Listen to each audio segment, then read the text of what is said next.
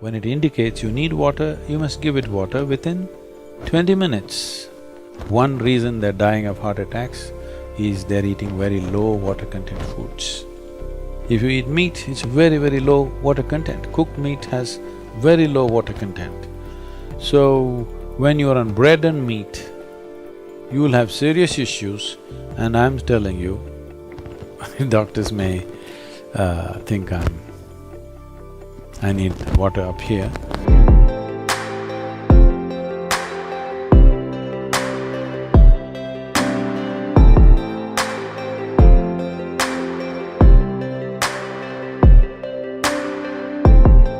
Your need for water might have come down quite dramatically because the humid conditions and your own openness to the element could have done that, and it's… If you don't feel thirsty, if you don't drink water, nothing is gonna happen, you're gonna be fine. It's only in America you will die if you don't drink water.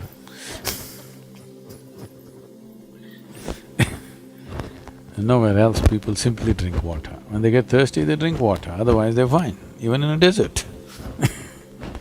It's only in America, in cold climate, everybody's carrying a bottle and sipping continuously because the marketing machines have done this to them that they must drink lots of water. Excessive consumption of water, especially if it's done in small sips, body absorbs. When it absorbs, the sodium levels, which are very delicately balanced, will drop. The rest of the body also is affected but may not be so noticeable, but in the brain, sodium levels dropping will lead to swelling of the brain. This does not mean your brain is growing. It means… swelling means it's a kind of sickness, okay? Not expansion of the brain, it's swelling up because of lack of sodium content. So because there's not enough sodium, more water goes into the brain, trying to supply the required sodium to keep the balance. So more water in your brain means you will slosh. Psychological imbalances will come when you manage to absorb. See, if you drink lots of water at one go, body will decide how much to absorb, how much to throw out. But if you keep sipping through the day, body kind of gets deceived and tends to absorb more water than it should. But let's say right now you drink 2 liters of water, all of it is not going to go into the system. What is needed, it'll take, rest of it will be shunted out. So, not consuming water and being out there is very much a possibility. Nobody need to drink water simply because you think it's a good thing to do. That is what the water bottling companies are telling you, okay? When you feel thirsty, you must drink water. Just to ensure you're drinking enough, drink 10% more than what you actually need. A couple of cups more, just to ensure that you don't drink less. If you're not the kind who is carrying a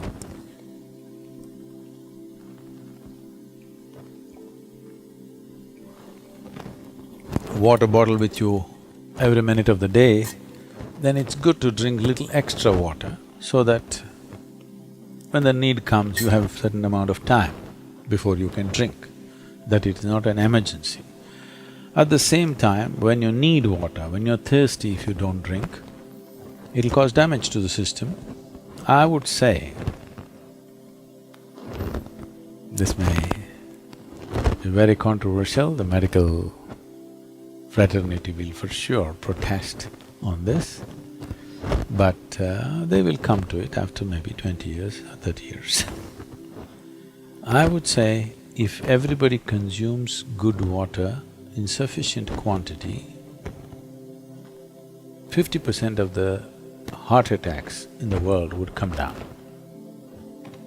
The damage to the heart is immense when the water that is needed is not there in the system.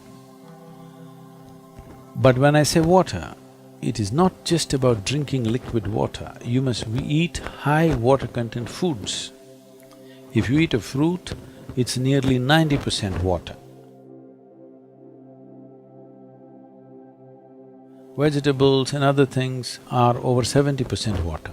Minimum 70% water content must be there in the food that you eat. But in this part of the world, now it's changing, of course, people are becoming more conscious about these things, otherwise, in this part of the world, what people are eating is very dry food.